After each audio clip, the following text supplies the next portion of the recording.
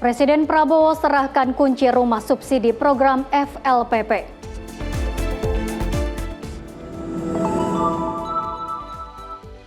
IRGC rilis video peluncuran rudal ke arah pangkalan Amerika Serikat di Yordania. Persebaya lolos ke semifinal Piala Presiden 2026.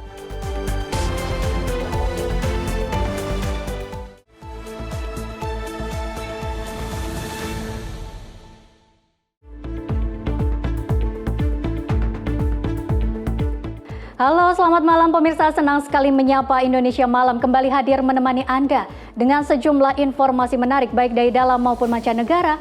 Bersama saya Dea Mulia, inilah Menyapa Indonesia Malam selengkapnya.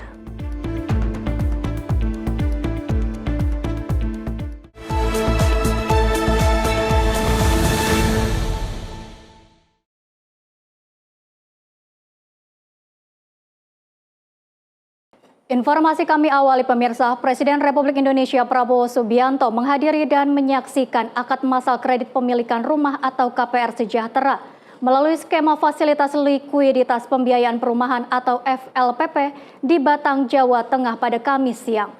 Melalui program FLPP, pemerintah memberikan kemudahan akses pembiayaan rumah bagi masyarakat miskin melalui suku bunga rendah yang tetap, uang muka ringan dan cicilan yang terjangkau.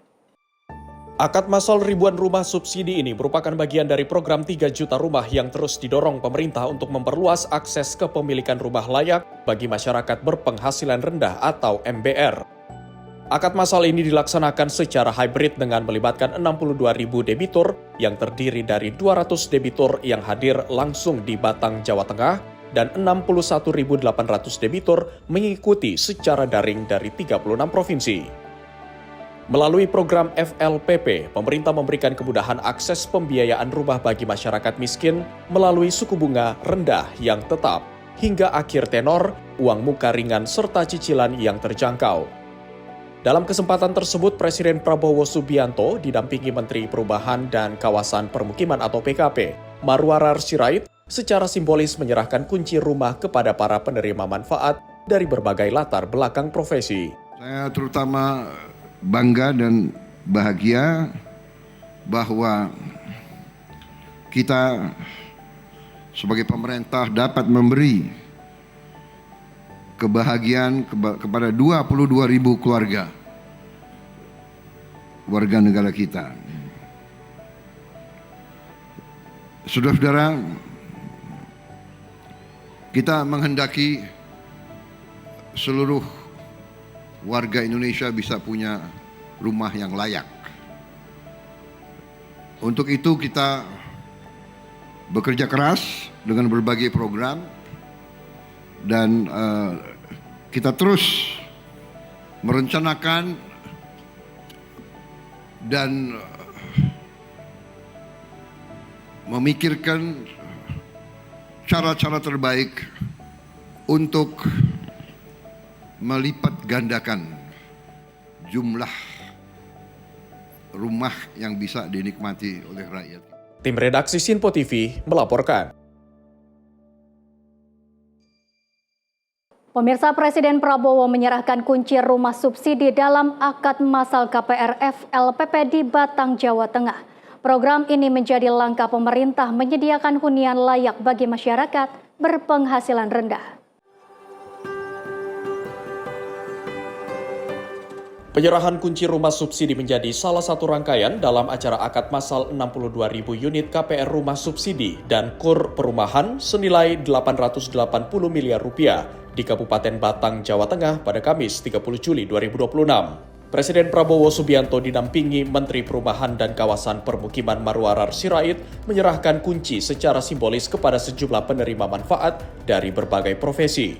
Para penerima manfaat tersebut diantaranya Dwi Suryanto, pelaku usaha bengkel, Jofam Firdaus, pengemudi ojek daring, Nilam Cahya Ayuku Sumawati, buruh, serta Nur Suciana, seorang guru TK. Penyerahan ini menjadi bentuk komitmen pemerintah dalam memperluas akses hunian layak dan terjangkau bagi masyarakat. Akad massal KPR FLPP ini merupakan bagian dari program 3 juta rumah yang ditujukan bagi masyarakat berpenghasilan rendah. Kegiatan tersebut menjadi rangkaian ketiga setelah sebelumnya digelar di Cilengsi, Bogor pada 29 September 2025 dan Serang, Banten pada 20 Desember 2025. Hingga Juli 2026, sebanyak 107.410 MBR telah menerima pembiayaan FLPP dengan tingkat keterhunian mencapai 93,35%. Tim redaksi Sinpo TV melaporkan.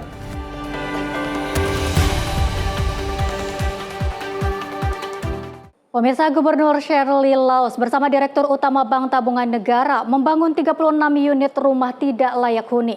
Pembangunan tersebut didanai melalui program tanggung jawab sosial dan lingkungan senilai 2,4 miliar.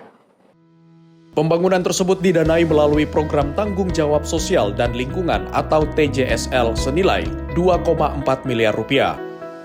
Program tersebut ditandai dengan peletakan batu pertama oleh Gubernur Maluku Utara Sherly Chuanda, Direktur Utama BTN Nixon LP Napi Tupulu, dan Wakil Gubernur Sarbin Sehe di Desa Domato, Halmahera Barat, yang menjadi salah satu daerah dengan prospek ekonomi paling menjanjikan di Indonesia. Ketika kita berharap masyarakat bisa hidup dengan bermartabat, sejahtera, anak-anak bisa hidup yang aman, pendidikannya bisa baik, anak-anak bisa tidur dengan nyenyak, membentuk generasi masa depan yang baik dari keluarga yang sehat, sejahtera, kuat, bermartabat, maka akan membentuk desa yang kuat, kabupaten yang kuat, provinsi yang kuat, dan negara yang kuat. Oleh karena itu, saya memberikan apresiasi yang setinggi-tingginya kepada Pak Dirut BTN sudah memberikan bantuan dalam bentuk CSR nilai sebanyak 2,4 miliar hari ini untuk membangun 30-an rumah untuk masyarakat Domato. Hari ini kita terima CSR, besok kita kasih pertumbuhan kurnya. Saat membuka arahannya, Gubernur Sherly Chuanda mengapresiasi kontribusi BTN melalui penyaluran TJSL senilai 2,4 miliar rupiah untuk pembangunan 36 unit RTLH. Ia berharap kolaborasi antara pemerintah dan sektor perbankan terus diperkuat dalam mendukung pembangunan daerah. Lebih lanjut, Gubernur perempuan pertama di Maluku Utara tersebut menegaskan bahwa rumah layak huni merupakan fondasi utama dalam membangun keluarga yang sehat, aman, dan bermartabat. BTN tidak hanya hadir sebagai bank, tetapi juga mendukung digitalisasi keuangan pemerintah, memperkuat sistem ekonomi, serta pelayanan publik. Sherly menambahkan bahwa rumah tidak hanya berfungsi sebagai tempat berlindung, melainkan juga sebagai ruang hidup utama tempat seluruh proses awal pembangunan karakter berlangsung. Tim redaksi Sinpo TV melaporkan.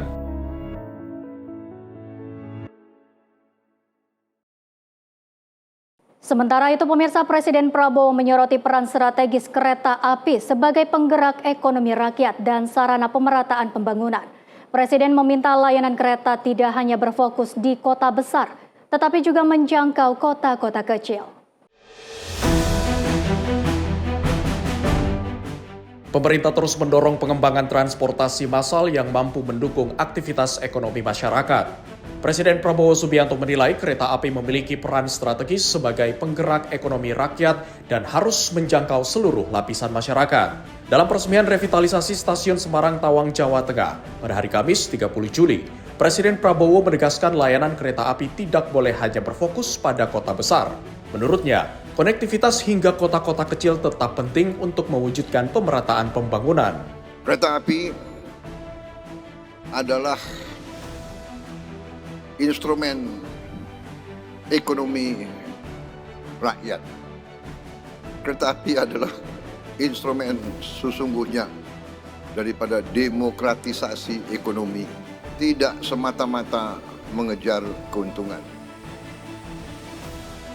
Tetapi harus efisien, sehingga nanti ada kereta api yang diarahkan untuk membantu rakyat yang berpenghasilan rendah, sehingga kereta api juga harus melayani kota-kota kecil. Kadang-kadang dilema, ingin kereta api cepat, akhirnya kota-kota kecil tidak terlayani. Dalam kesempatan yang sama, Presiden meminta PT Kereta Api Indonesia terus melakukan modernisasi, meningkatkan keselamatan, dan memperluas jaringan layanan. Kereta api Indonesia harus benar-benar berpikir utuh, komprehensif.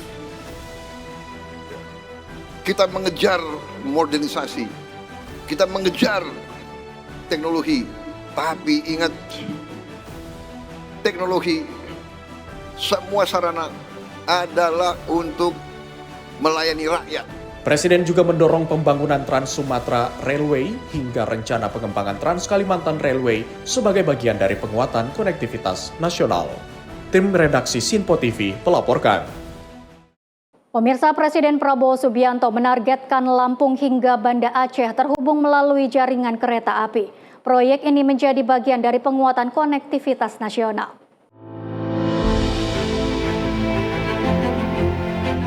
Presiden Prabowo Subianto menargetkan pembangunan jaringan Trans Sumatera Railway yang menghubungkan Bakauheni Lampung hingga Banda Aceh sebagai bagian dari upaya memperkuat konektivitas nasional melalui transportasi kereta api.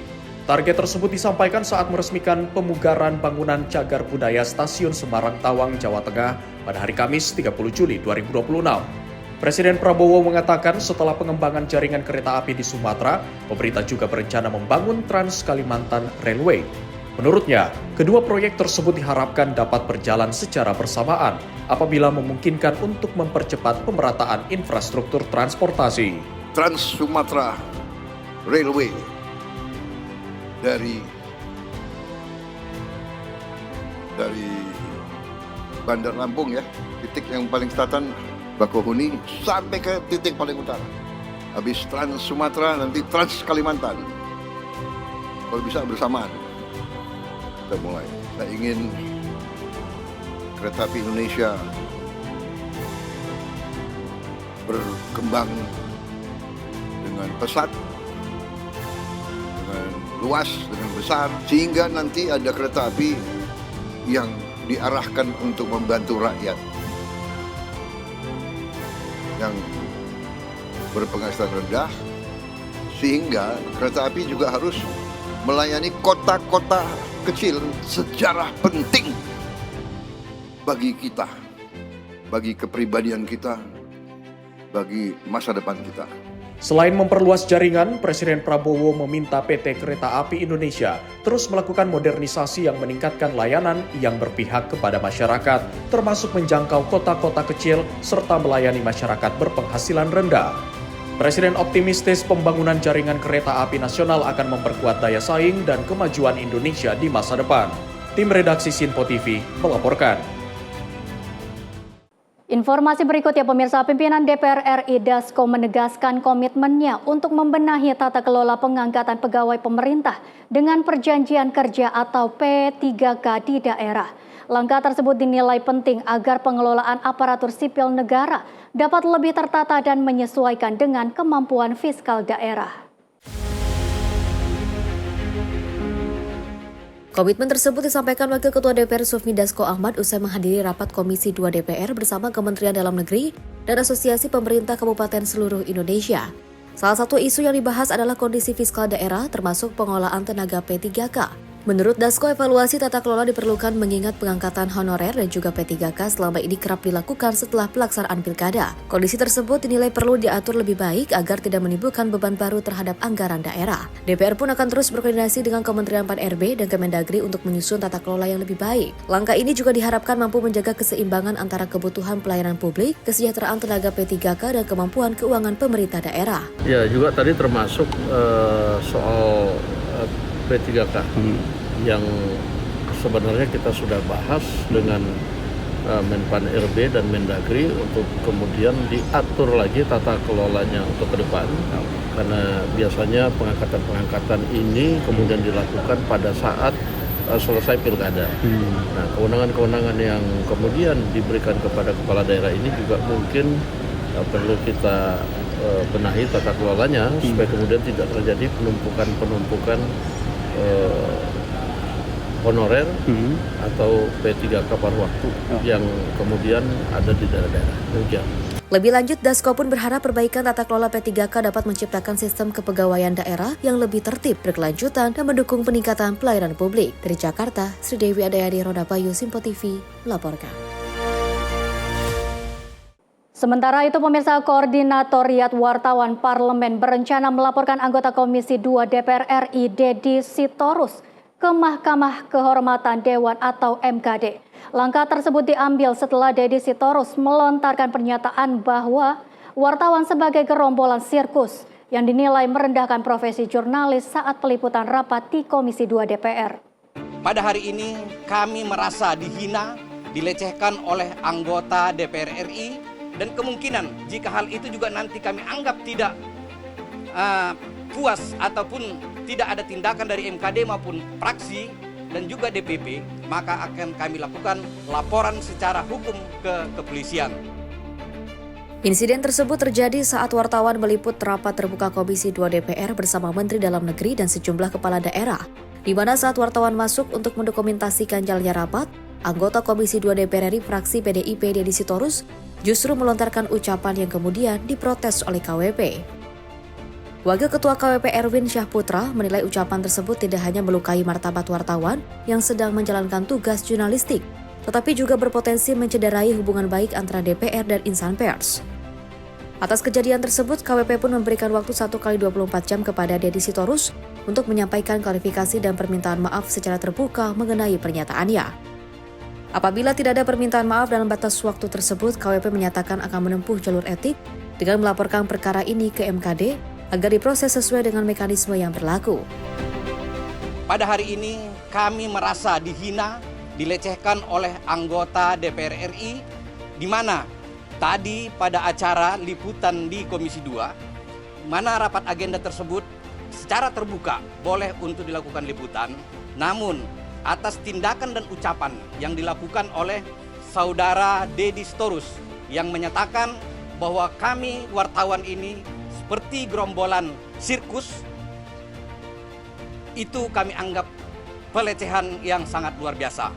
Untuk itu kami sebagai pengurus koordinator wartawan parlemen akan melaporkan hal ini ke MKD, dan kemungkinan setelah nanti dari ke MKD akan kami bersurat juga tembusan ke fraksi dan juga tembusan ke Ketua Umum DPP Partai Perjuangan. Dengan dasar ini, dalam waktu 1 kali 24 jam, jika saudara Deddy Sitorus tidak melakukan permintaan maaf secara terbuka kepada kami teman-teman wartawan yang ada liputan di DPR ini, kami akan terus melakukan tindakan laporan ini ke MKD dan juga tembusannya ke fraksi Partai PDI Perjuangan dan juga ke DPP PDI Perjuangan. Dan kemungkinan jika hal itu juga nanti kami anggap tidak puas ataupun tidak ada tindakan dari MKD maupun fraksi dan juga DPP, maka akan kami lakukan laporan secara hukum ke kepolisian. KWP berharap penyelesaian perkara ini dapat menjadi pengingat agar seluruh pihak terus menjunjung tinggi etika, menghormati profesi wartawan, dan menjaga kemitraan antar lembaga negara dengan insan pers. Dari Jakarta, Sedewi Adayadi Rodabayu, Simpo TV melaporkan. Pemirsa, Kepala Staf Kepresidenan Dudung Abdurrahman meninjau sekaligus mengikuti panen udang Faname di Lapas Nusa Kambangan. Kegiatan ini menjadi bagian dari program pemberdayaan warga binaan yang mendukung ketahanan pangan nasional. Kepala Kantor Staf Kepresidenan Dudung Abdurrahman bersama Menteri Imigrasi dan Pemasyarakatan Agus Andrianto meninjau sekaligus memanen udang Faname yang dibudidayakan di Lapas Nusa Kambangan, Kabupaten Cilacap, Jawa Tengah. Dalam peninjauan tersebut, Dudung mengapresiasi keberhasilan program budidaya udang Faname yang dikelola di kawasan Lapas Nusa Kambangan. Dengan pengelolaan yang baik, satu kolam budidaya mampu menghasilkan hingga 12 ton udang Faname dan memiliki peluang menembus pasar ekspor. Menurutnya, capaian tersebut membuktikan bahwa lembaga pemasyarakatan tidak hanya berfungsi sebagai tempat pembinaan, tetapi juga mampu menjadi pusat produktivitas yang memberikan manfaat ekonomi, sekaligus membekali warga binaan dengan keterampilan yang berguna setelah kembali ke masyarakat. Panen udang Faname di Lapas Nusa Kambangan, para pekerjanya warga binaan. Satu kolam ya, satu kolam bisa 12 ton. Dan ini ada berapa kolam tadi? 20 kolam ya. Luar biasa, dan ini bisa diekspor ke luar negeri. Luar biasa. Tim redaksi Simpo TV melaporkan. Pemerintah terus memperluas pembangunan sekolah rakyat di berbagai daerah. Kabupaten Landak, Kalimantan Barat menjadi salah satu daerah yang diusulkan masuk tahap ketiga pembangunan setelah seluruh persyaratan administrasi dinyatakan lengkap. Kementerian Sosial memproses usulan pembangunan sekolah rakyat dari Kabupaten Landak, Kalimantan Barat setelah pemerintah daerah menyelesaikan persyaratan lahan yang sebelumnya menjadi kendala. Hal tersebut dibahas dalam audiensi antara Wakil Menteri Sosial Agus Jabo Priyono dan Bupati Landak Caroline Margaret Natasa di kantor Kementerian Sosial pada Rabu 29 Juli 2026. Usulan pembangunan sekolah rakyat di Kabupaten Landak sebenarnya telah diajukan sejak tahun 2025. Setelah penyesuaian tata ruang disetujui, pemerintah daerah melengkapi seluruh dokumen yang dipersyaratkan. Lahan yang diusulkan memiliki luas 9 hektar dan telah bersertifikat atas nama pemerintah Kabupaten Landak. Agus Jabo menyatakan usulan tersebut berpeluang masuk tahap ketiga pembangunan yang dijadwalkan pada Oktober mendatang, karena seluruh persyaratan administrasi telah dinyatakan lengkap. Selanjutnya, berkas usulan akan diteruskan ke Sekretariat Bersama Sekolah Rakyat untuk dikoordinasikan dengan Kementerian Pekerjaan Umum. Pemerintah Kabupaten Landak juga menyatakan siap melakukan pematangan lahan agar pembangunan dapat berjalan sesuai jadwal. Tim redaksi Sinpo TV melaporkan. Sementara itu, pemirsa, Presiden Prabowo Subianto mengingatkan para perwira remaja TNI dan Polri agar menjunjung tinggi integritas, tidak menyalahgunakan jabatan, serta menjauhi korupsi dan segala bentuk pelanggaran hukum. Dalam amanatnya, Presiden menegaskan bahwa integritas merupakan kehormatan seorang perwira. Kepala negara mengingatkan agar para perwira tidak pernah menyalahgunakan jabatan, tidak tergoda korupsi maupun penyelewengan, serta menjauhi narkoba, judi, dan pelanggaran hukum lainnya. Hari ini bukan sekedar upacara. Hari ini bukan garis akhir. Hari ini adalah awal sebuah pengabdian pada bangsa dan negara. Saudara-saudara telah bersumpah untuk bila perlu memberi jiwa dan ragamu untuk bangsa, negara, dan rakyat Indonesia. Pangkat pertama yang saudara terima hari ini bukan sekedar kehormatan. Pangkat adalah amanah rakyat Indonesia. Pangkat adalah kepercayaan rakyat Indonesia. Pangkat adalah harapan rakyat Indonesia. Mulai hari ini, saudara bukan lagi milik dirimu sendiri. Mulai hari ini, sesungguhnya saudara bukan lagi milik keluargamu lagi. Saudara sudah menjadi milik bangsa dan negara. Jangan ada loyalitas korps yang sempit. Integritas adalah kehormatan seorang perwira. Jangan pernah menyalahgunakan jabatan. Jangan pernah tergoda korupsi, penyelewengan. Jangan pernah berkompromi dengan narkoba, judi, atau pelanggaran hukum lainnya. Sekali saudara mengkhianati rakyat, saat itu pula saudara kehilangan.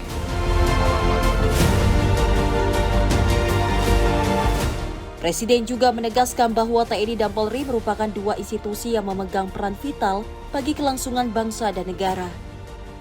Karena itu, para perwira diminta mengutamakan kepentingan negara di atas kepentingan pribadi atau golongan, serta terus meningkatkan kemampuan dalam menghadapi berbagai tantangan keamanan.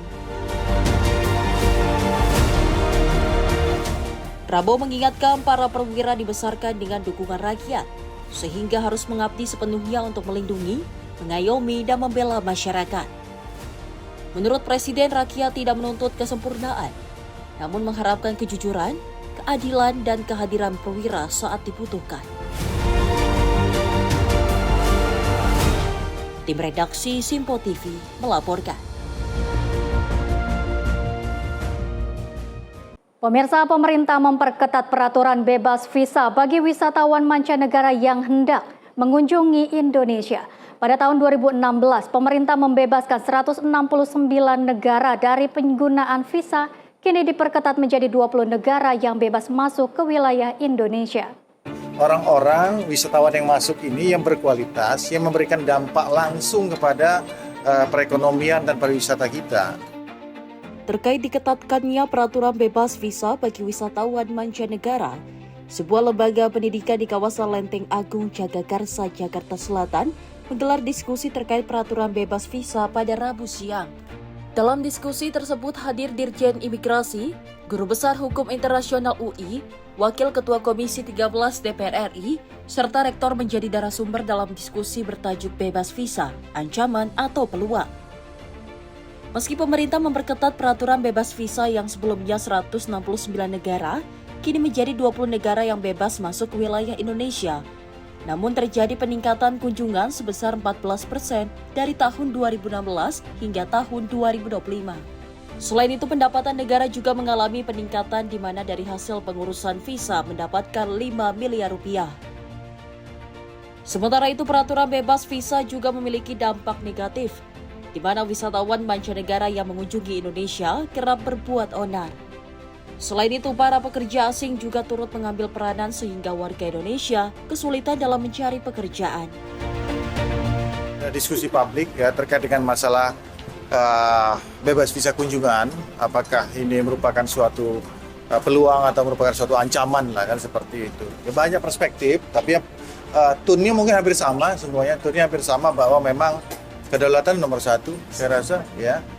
Tanpa kita mengenyampingkan juga aspek pariwisata, bahwa oleh karena itu kami membantu sebenarnya dari teman-teman pariwisata, insan pariwisata, dari kementerian juga untuk menseleksi orang-orang ini kan gitu kan. Prinsipnya seperti itu. Jadi bukan kita menghalangi, tapi kita ingin membantu menseleksi orang-orang wisatawan yang masuk ini yang berkualitas, yang memberikan dampak langsung kepada perekonomian dan pariwisata kita.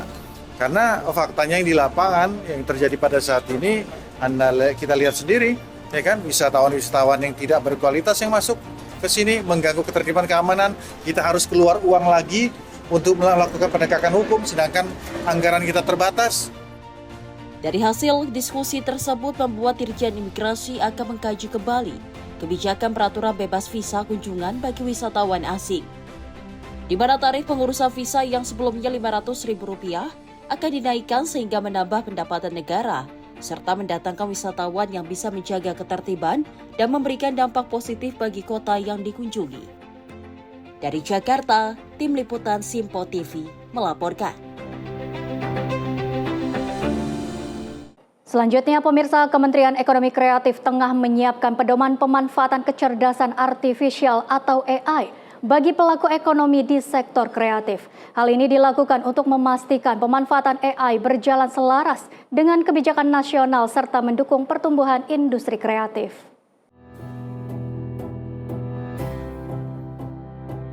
Menteri Ekonomi Kreatif Teuku Rifki Harsya menyatakan, penyusunan pedoman pemanfaatan kecerdasan artifisial atau AI merupakan tindak lanjut dari Peraturan Presiden Nomor 37 Tahun 2026 tentang Rencana Induk Ekonomi Kreatif 2026 hingga 2045. Menurutnya, Kementerian Komdigi saat ini tengah memfinalisasi peta jalan AI nasional dan etika AI. Sementara itu, Kemenkraf akan menerjemahkan kebijakan tersebut ke dalam pedoman pemanfaatan AI, pengembangan AI Readiness Assessment, serta program literasi AI bagi pelaku ekonomi kreatif. Di sisi lain, Kemenkraf juga akan memperkuat kolaborasi dengan pihak-pihak terkait untuk membangun ekosistem AI yang bertanggung jawab.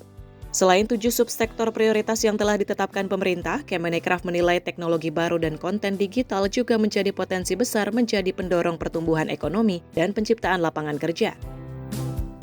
Terkait AI, memang perlindungan karya dan kreator harus menjadi bagian yang tidak terpisahkan dari pengembangan AI itu sendiri. Pengaturan mengenai human authorship, transparansi penggunaan AI, perlindungan kekayaan intelektual, serta perlindungan data menjadi fondasi kepercayaan dalam pemanfaatan AI. Nah, saat ini kita tahu bahwa pemerintah melalui Komdigi tengah memfinalisasi ada 2 RPP, ada 2 rancangan peraturan presiden, yaitu yang pertama RPPres ya disebutnya, rancangan peraturan presiden tentang peta jalan AI nasional, dan yang satu lagi adalah rancangan peraturan presiden tentang etika AI. Nah, 2 ini yang akan menjadi koridor kita. Bagaimana AI juga sebagai sebagai gitu, sebagai partner, tapi bukan untuk menggantikan para kreator-kreator ini begitu. Dan tentu etikanya sangat penting, terutama kaitannya dengan kekayaan intelektual dari para kreator yang saat ini juga menjadi tantangan. Dari Jakarta, Sri Dewi Andayani, Azizul Hakim, Sinpo TV melaporkan.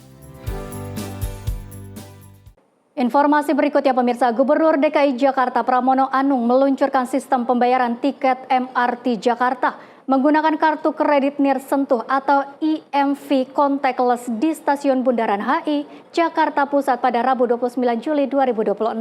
Inovasi ini menjadi yang pertama diterapkan pada layanan transportasi publik di Indonesia.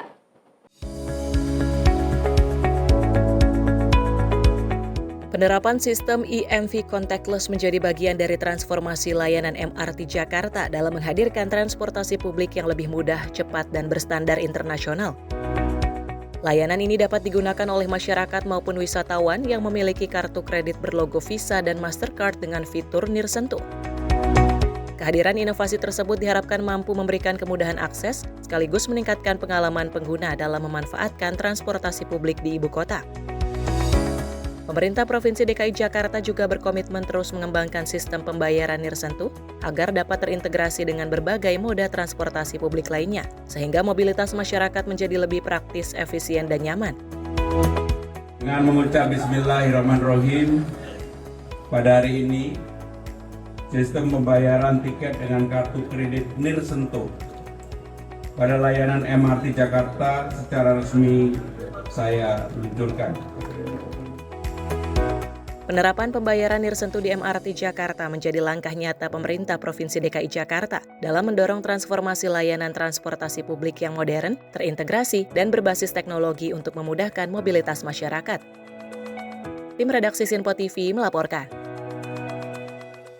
Sementara itu, pemirsa, Indonesia kembali menegaskan komitmen dalam memperkuat ketangguhan kawasan melalui penyelenggaraan ASEAN Committee on Disaster Management atau ECDM 2026 di Bandung.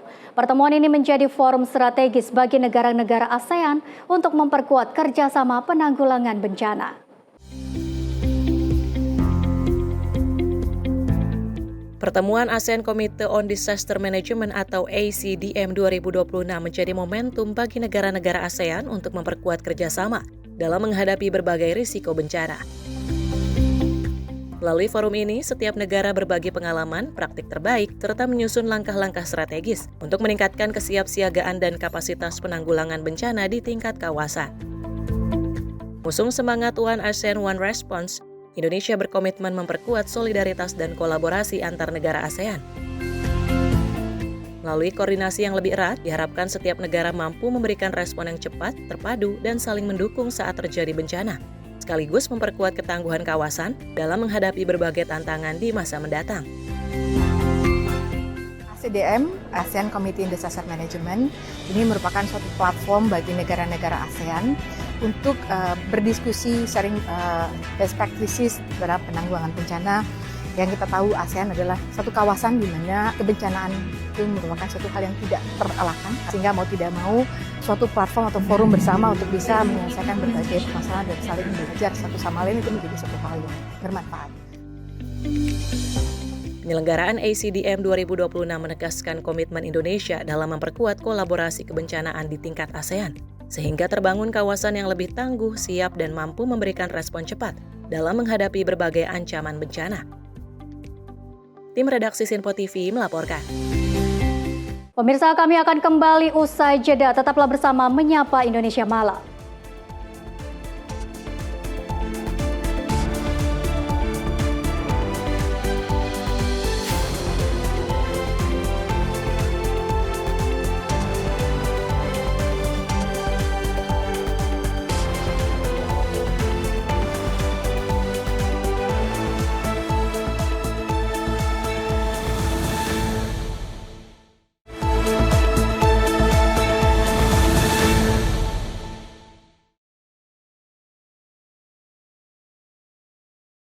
Pemirsa, Anda masih bersama Menyapa Indonesia Malam. Informasi kami lanjutkan.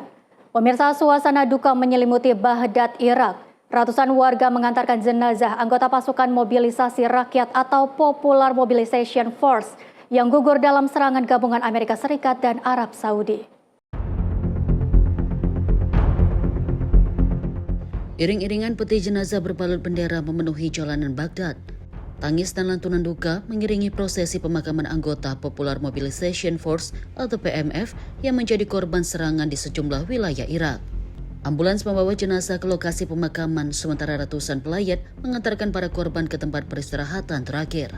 Sheikh Abbas Al-Tulabawi dari Departemen Bimbingan Ideologi PMF mengkritik pemerintah Irak yang dinilai gagal melindungi negara dan rakyatnya dari serangan tersebut. PMF menyatakan serangan menghantam sejumlah posisi mereka di berbagai provinsi. Dalam data sementara, sedikitnya 20 anggota dilaporkan tewas, sementara 32 orang lainnya mengalami luka-luka.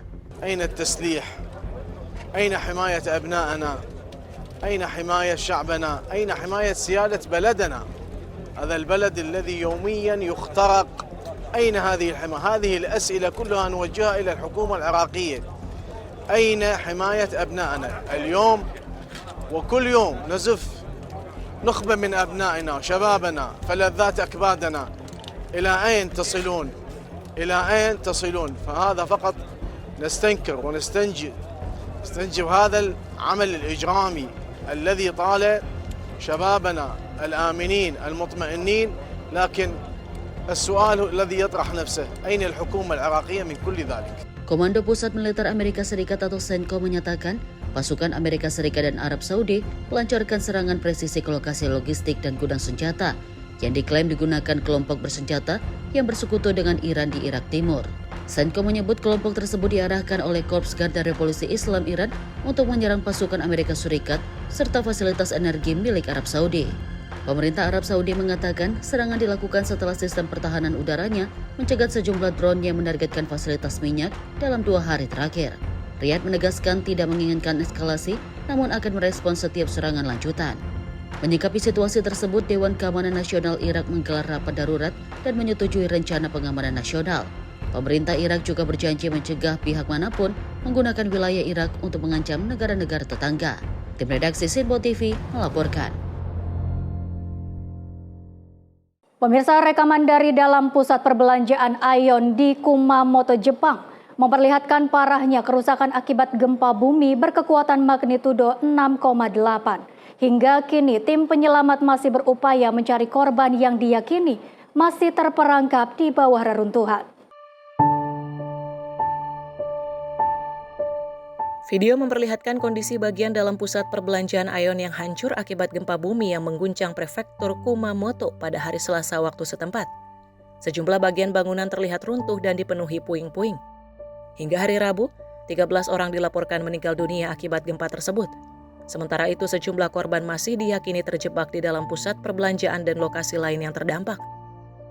Perdana Menteri Jepang Sanae Takaichi menyatakan bahwa proses evakuasi berpacu dengan waktu. Pemerintah berkomitmen mengerahkan seluruh kemampuan untuk menemukan dan menyelamatkan sebanyak mungkin korban yang masih terperangkap. Takaichi menyebut masih ada sejumlah orang yang menunggu dievakuasi di pusat perbelanjaan Aeon dan pabrik milik Nippon Paper Industries. Laporan media setempat menyebut lantai 1 pusat perbelanjaan Aeon runtuh, kemudian disusul ledakan yang diduga berasal dari kebocoran gas. Ribuan warga juga dilaporkan masih mengalami pemadaman listrik pasca gempa. Tim penyelamat terus melakukan pencarian di tengah kondisi bangunan yang tidak stabil. Sementara pihak berwenang masih menyelidiki penyebab pasti runtuhnya bangunan dan ledakan yang terjadi setelah gempa. Tim redaksi Sinpo TV melaporkan.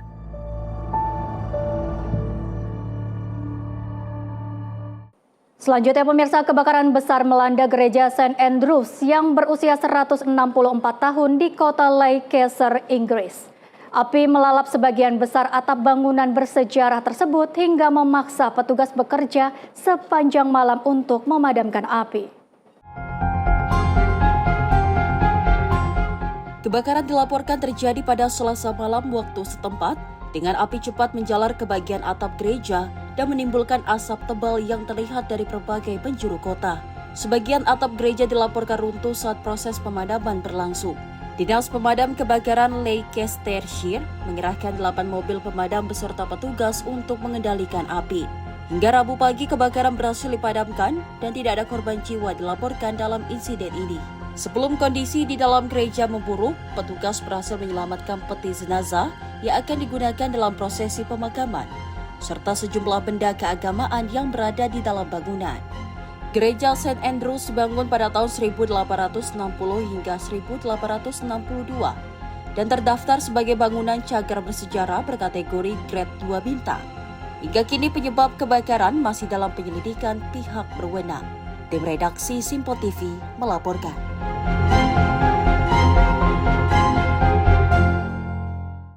Pemirsa, fenomena pusaran api muncul di tengah kebakaran hutan Waynemouth 2 di negara bagian Utah, Amerika Serikat.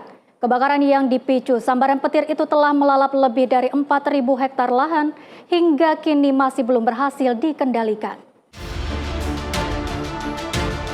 Rekaman video memperlihatkan pusaran api menjulang tinggi di atas kobaran api dan asap pekat yang menyelimuti kawasan hutan. Fenomena ini terjadi di area hutan nasional Fish Lake, Millard County, setelah kebakaran dipicu oleh sambaran petir pada hari Senin. Dalam hitungan jam, luas kebakaran meningkat menjadi lebih dari 4.300 hektar. Hingga Selasa malam, api dilaporkan masih belum berhasil dikendalikan sama sekali.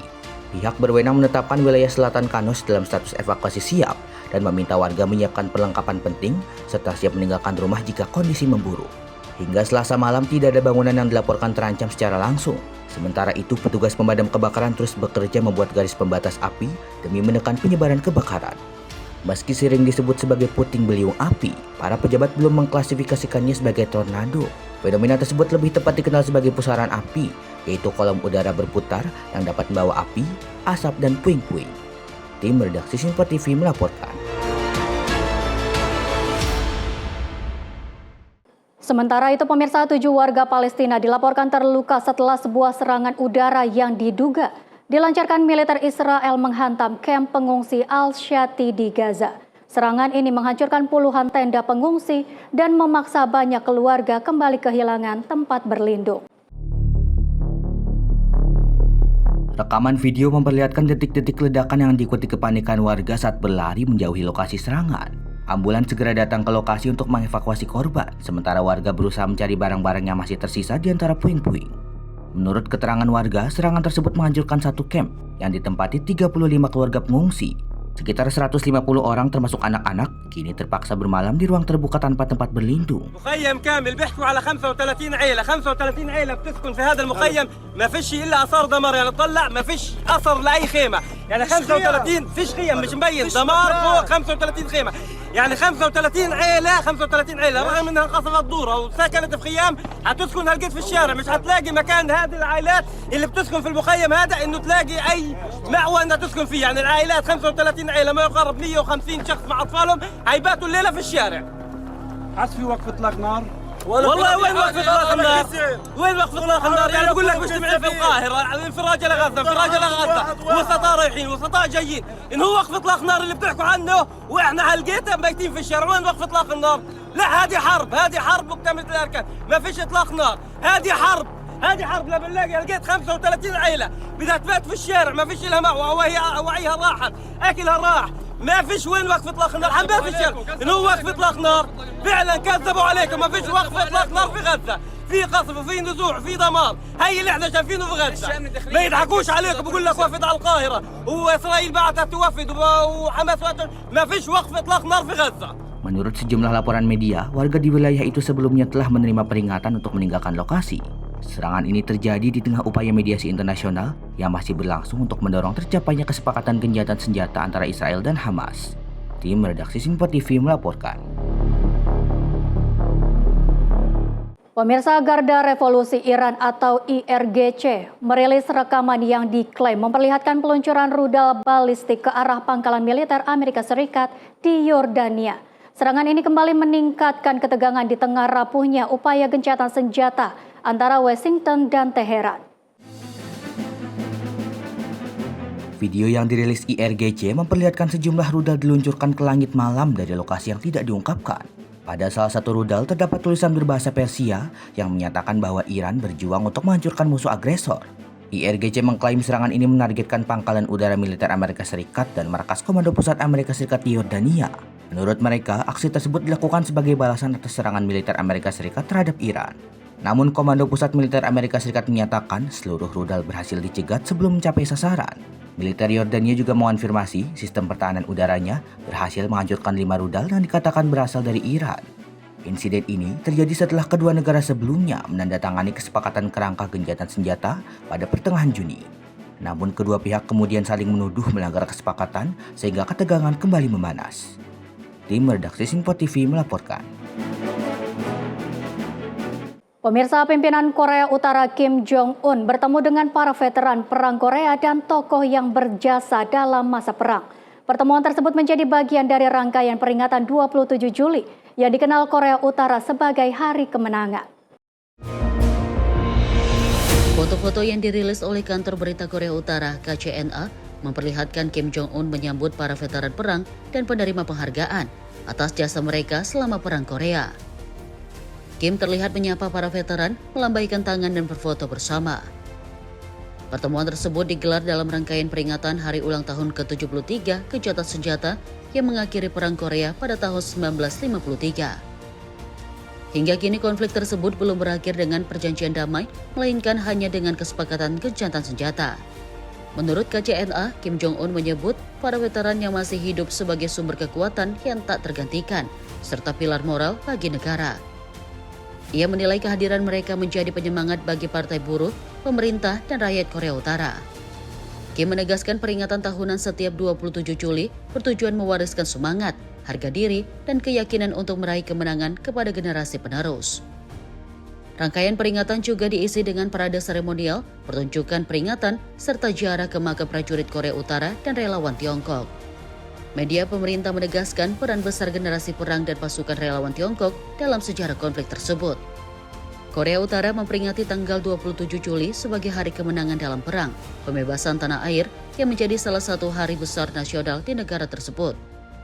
Tim redaksi Sinpo TV melaporkan. Pemirsa, di tengah puing-puing bangunan yang hancur akibat gempa dahsyat di Venezuela, muncul sebuah kisah yang membawa harapan. Seekor kura-kura peliharaan berhasil ditemukan, masih hidup setelah lebih dari 1 bulan terperangkap di bawah reruntuhan. Harapan muncul dari tumpukan puing bangunan di kawasan Katia Lamar, Venezuela. Tim penyelamat berhasil menemukan seekor kura-kura bernama Pascualina yang masih bertahan hidup setelah lebih dari 30 hari terjebak di bawah reruntuhan. Setelah memindahkan sejumlah besar material bangunan, petugas melihat tubuh Pascualina yang tertutup debu. Dengan hati-hati, mereka menjangkau celah reruntuhan dan berhasil mengeluarkannya dalam keadaan hidup. Menurut laporan, Pascualina terjatuh dari lantai 6 saat gempa mengguncang Venezuela pada 24 Juni lalu. Meski terperangkap selama lebih dari 1 bulan, kura-kura tersebut berhasil bertahan dan akhirnya dipertemukan kembali dengan pemiliknya. 2 gempa berkekuatan 7,2 dan 7,5 magnitudo yang mengguncang Venezuela menyebabkan kerusakan besar. Berdasarkan data pemerintah, tercatat 190 bangunan roboh.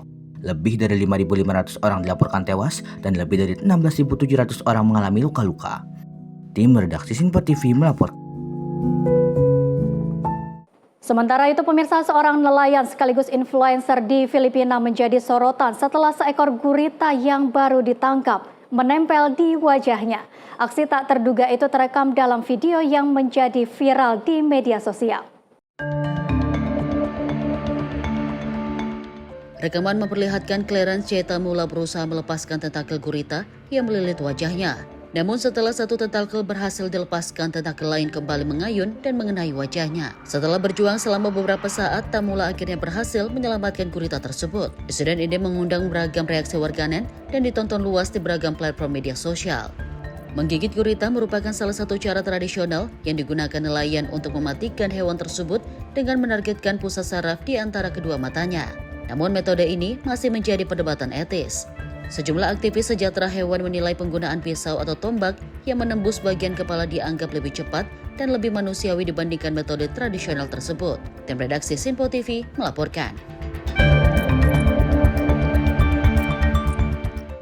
Pemirsa, malam yang biasanya tenang di pesisir Argentina berubah menjadi pemandangan yang sulit dilupakan. Ratusan warga dan wisatawan menyaksikan munculnya bulan purnama dari cakrawala. bersama kawan paus sikat selatan yang muncul hanya beberapa meter dari tepi pantai.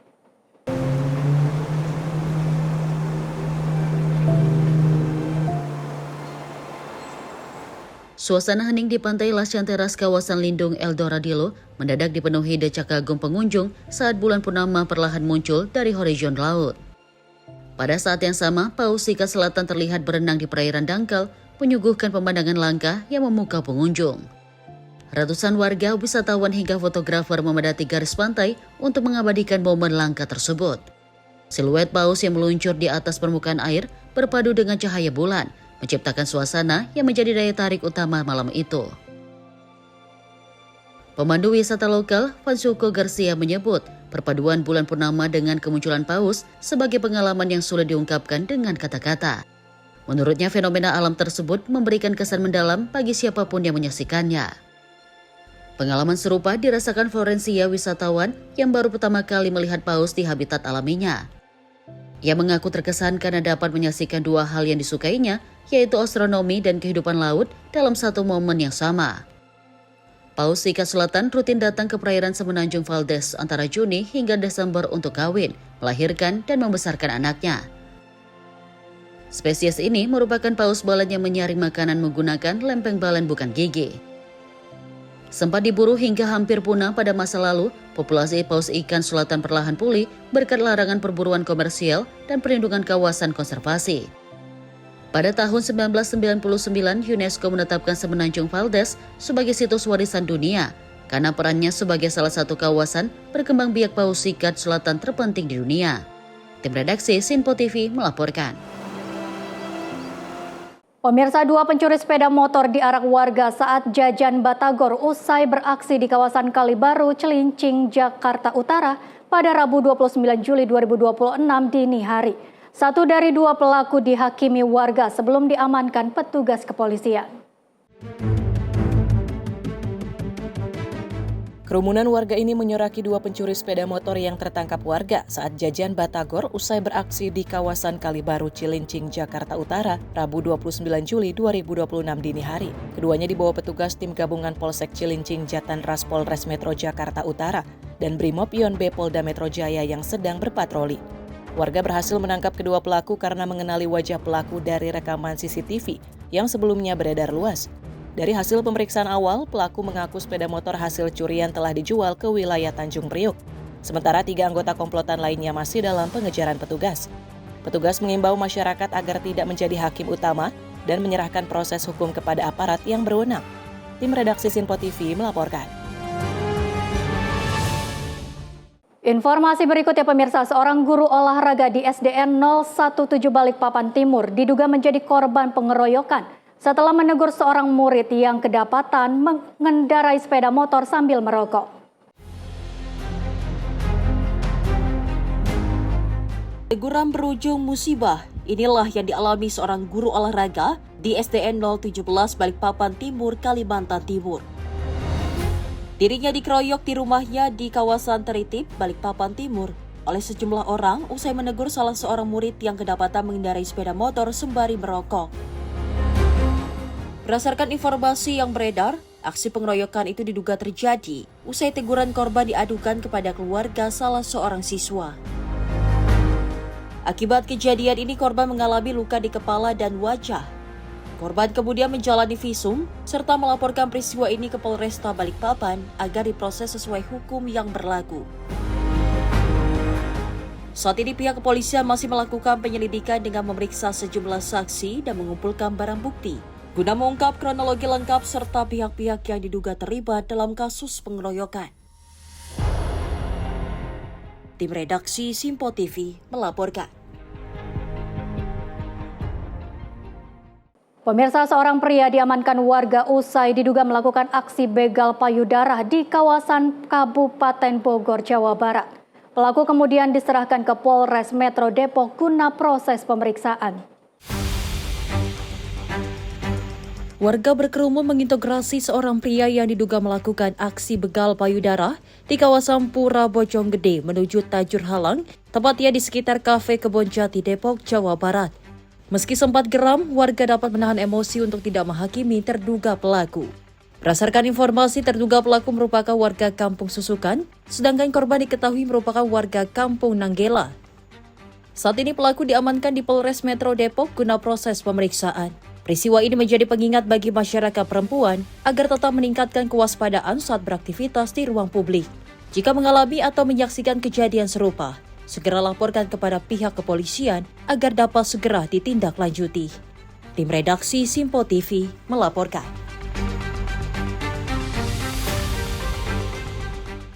Pemirsa, kebakaran hutan terbesar di Prancis masih belum sepenuhnya berakhir.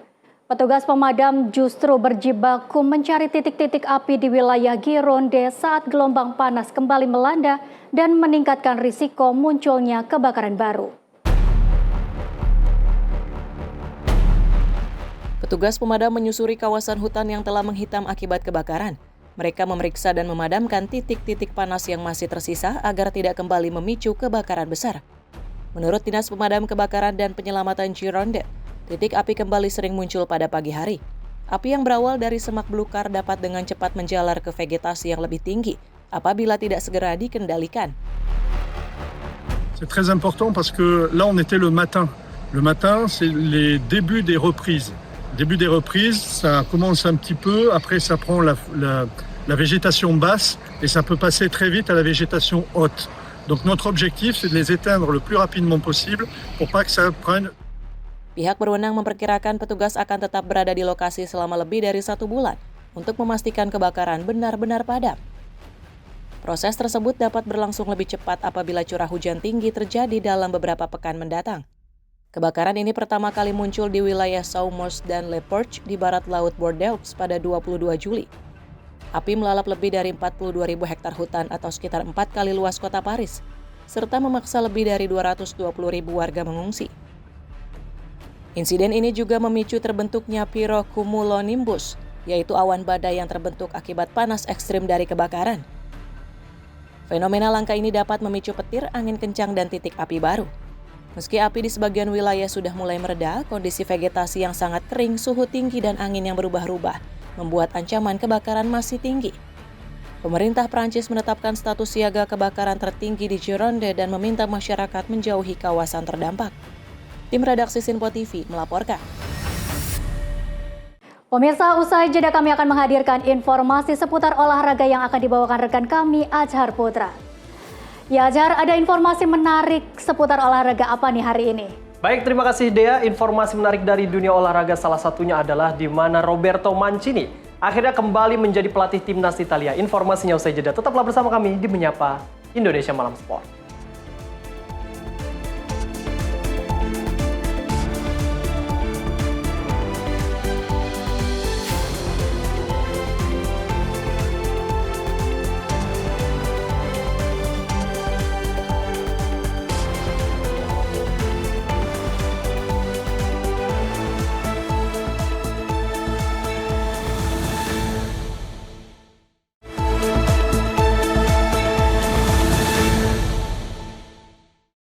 Selamat malam pecinta olahraga, Anda menyaksikan Menyapa Indonesia Malam Sport bersama saya Azhar Putra. Dan pemirsa, kita awali berita olahraga dari ajang sepak bola tanah air, di mana Persija Jakarta berhasil tunjukkan mentalitas tangguh saat memaksa juara bertahan Port FC bermain imbang 2-2 pada lanjutan grup B Piala Presiden 2026. Hasil ini membuat persaingan menuju babak semifinal semakin ketat menjelang laga terakhir fase grup. Port FC dan Persija Jakarta berbagi angka setelah bermain imbang 2-2 pada laga grup B Piala Presiden 2026 di Stadion Gelora Bung Tomo, Surabaya, Rabu sore. Persija menunjukkan permainan apik dengan menggelar ketertinggalan 2 gol sebelum memaksa juara bertahan berbagi poin. Port FC membuka keunggulan pada menit ke-20 melalui tembakan Ferradol yang menyambut umpan datar Kakak Mendes. Tim asal Thailand kemudian menambah keunggulan menit ke-40 lewat Isam Al-Sabri. Dengan bola dinyatakan sudah melewati garis gawang meski sempat ditepis Akil Safik. Persija memperkecil ketertinggalan 2 menit berselang saat Aliansyah Abdul Manan menuntaskan umpan terobosan Stefan Lonkar. Memasuki babak kedua, Persija bermain lebih agresif dan berhasil menyamakan skor pada menit ke-52. Stefan Lonkar menyambar umpan Witan Sulaiman untuk mengubah kedudukan menjadi 2-2.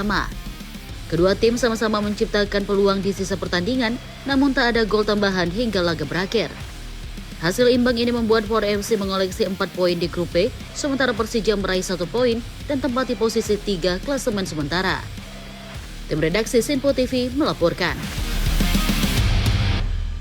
Sementara itu, Persebaya Surabaya pastikan tiket ke babak semifinal Piala Presiden 2026. Bajul Ijo amankan hasil sempurna setelah tundukan PSMS Medan 1-0 dalam laga ketat di hadapan pendukung sendiri. Persebaya Surabaya memastikan 1 tiket ke babak semifinal Piala Presiden 2026 setelah menundukkan PSMS Medan dengan skor 1-0 di Stadion Gelora Bung Tomo, Surabaya pada Rabu malam. Kemenangan ini membuat Bajul Ijo mengoleksi 6 poin dari 2 pertandingan dan memimpin klasemen grup. Meski berstatus tim championship, PSMS tampil percaya diri dan mampu memberikan perlawanan sengit sejak awal pertandingan. Manhati Lestusen dan juga rekan-rekan bermain tenang memaksa Persebaya untuk bekerja keras di sepanjang babak pertama. Namun kebuntuan akhirnya pecah pada menit pertama masa tambahan waktu babak pertama. Yoran Fernandes menyundul masuk bola hasil sepak pojok Ramalho untuk membawa Persebaya unggul 1-0. Memasuki babak kedua, pelatih Bernardo Tavares melakukan 7 pergantian pemain untuk menjaga intensitas permainan. Meski demikian, PSMS tetap mampu mengimbangi jalannya laga dan terus menekan demi mencari gol penyama kedudukan. Sejumlah peluang dari Pilesron dan juga Rangga Muslim belum berhasil mengubah skor. Hingga peluit panjang dibunyikan, Persebaya tetap menang 1-0, sekaligus memastikan langkah ke babak semifinal, sementara PSMS masih terpuruk di dasar klasemen tanpa poin. Tim redaksi Simpo TV melaporkan. Beralih ke sepak bola Eropa, pemirsa, di mana Real Madrid terus matangkan persiapan menjelang bergulirnya musim 2026-2027. Los Blancos menggelar laga latihan melawan Leganes di tengah menguatnya spekulasi transfer gelandang Manchester City Rodri. Rekaman memperlihatkan sesi latihan Real Madrid di Kompleks Valdebebas Madrid. Pelatih Jose Mourinho terlihat memberikan arahan langsung dari tepi lapangan, sementara Presiden klub Florentino Perez menyaksikan jalannya latihan dari tribun. Dalam laga latihan tersebut, Federico Valverde dipercaya mengenakan ban kapten. Pertandingan ini menjadi kesempatan bagi Mourinho untuk menilai kondisi para pemain yang tengah membangun kembali kebugaran setelah tampil di Piala Dunia FIFA. Di tengah persiapan musim baru, spekulasi mengenai kedatangan gelandang Manchester City, Rodri, juga terus menjadi perbincangan. Pemain timnas Spanyol itu baru saja meraih penghargaan Golden Ball sebagai pemain terbaik pada Piala Dunia FIFA 2026. Meski demikian, hingga saat ini belum ada pengumuman resmi dari Real Madrid maupun Manchester City terkait kemungkinan transfer tersebut. Di sisi lain, Leganes juga terus menjalani persiapan menyambut musim baru di divisi Segunda Spanyol musim lalu. Tim redaksi Simpo TV melaporkan. Sementara itu, Italia kembali memanggil sosok yang pernah mengantarkan mereka menjadi juara Eropa. Roberto Mancini resmi kembali menukangi Gli Azzurri dengan misi besar memulihkan kejayaan sepak bola Italia setelah hasil rentetan yang sangat mengecewakan. Roberto Mancini resmi kembali menangani timnas Italia untuk kedua kalinya dengan target mengembalikan Gli Azzurri ke jalur prestasi setelah 3 edisi beruntun gagal tampil di Piala Dunia. Federasi Sepak Bola Italia mengumumkan penunjukan Mancini di Roma bersama Claudio Ranieri yang dipercaya menjabat direktur teknik baru. Mancini ditunjuk menggantikan Gennaro Gattuso yang mundur setelah Italia gagal lolos ke Piala Dunia 2026. Penunjukan ini menjadi comeback sang pelatih setelah 3 tahun meninggalkan timnas dan terjadi setelah FIGC gagal mendapatkan Pep Guardiola serta rencana mengangkat Andrea Pirlo tidak mendapat persetujuan. Pada periode pertamanya, Mancini sukses membawa Italia menjuarai Piala Eropa 2020 serta mencatat rekor 37 pertandingan tanpa kekalahan. Namun ia juga meninggalkan catatan pahit setelah gagal mengantarkan Italia lolos ke Piala Dunia 2022. Kini bersama Ranieri, Mancini diharapkan membangun kembali kekuatan yang dalam 4 tahun ke depan akan menghadapi UEFA Nation League, kualifikasi Piala Eropa 2028, dan kualifikasi Piala Dunia 2030. Tim redaksi Simpo TV melaporkan. Sementara itu, Prancis tak hanya memulai era baru dari sisi kepelatihan, tetapi juga dari identitas visual timnasnya. Federasi Sepak Bola Prancis resmi meluncurkan logo baru Les Bleus yang menjadi simbol awal perjalanan tim di bawah asuhan Zinedine Zidane.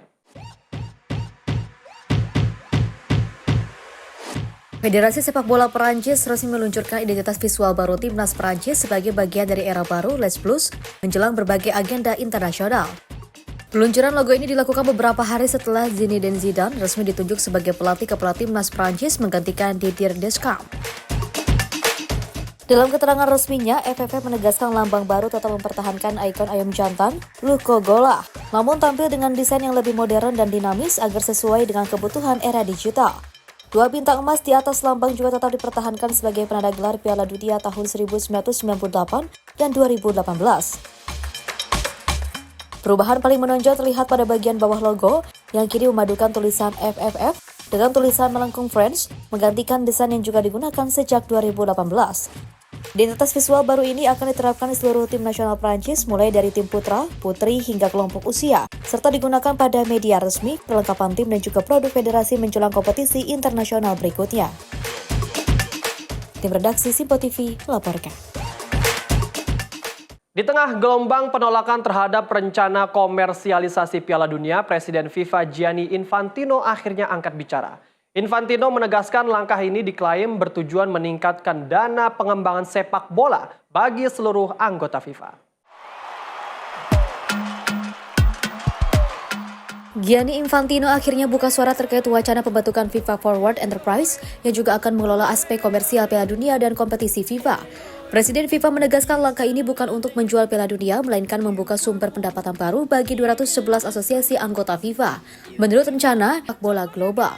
Well, FIFA Forward Enterprise or FFE is actually a proposal, an offer. It's part of a democratic process, a consultation process, and above all, it is an opportunity, but not an obligation. And as I said, it kicks off the consultation process. If and only if it is approved by the majority of our 211 member associations and FIFA Council, it would be a FIFA-owned and controlled subsidiary consolidating FIFA's commercial and event operations. It would simply commercialize and organize all FIFA-owned competitions, along with sponsorship, broadcast licensing, and new venture for the benefit of FIFA's 211 member associations, however, unlocking previously uncaptured commercial value. So we believe that the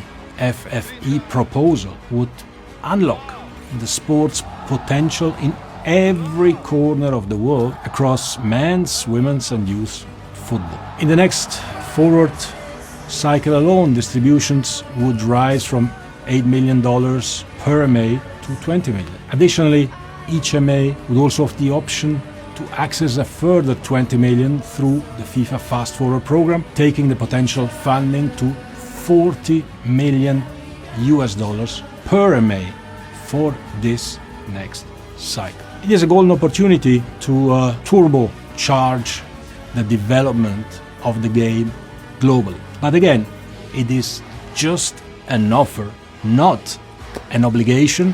It is simply a choice for our members. Tim redaksi Simpo TV melaporkan. Beralih ke bursa transfer musim panas yang semakin memanas, pemirsa, di mana Jordan Henderson resmi berstatus tanpa klub setelah berpisah dengan Brentford. Keputusan ini sekaligus memperkuat spekulasi bahwa gelandang senior timnas Inggris tersebut semakin dekat dengan Chelsea.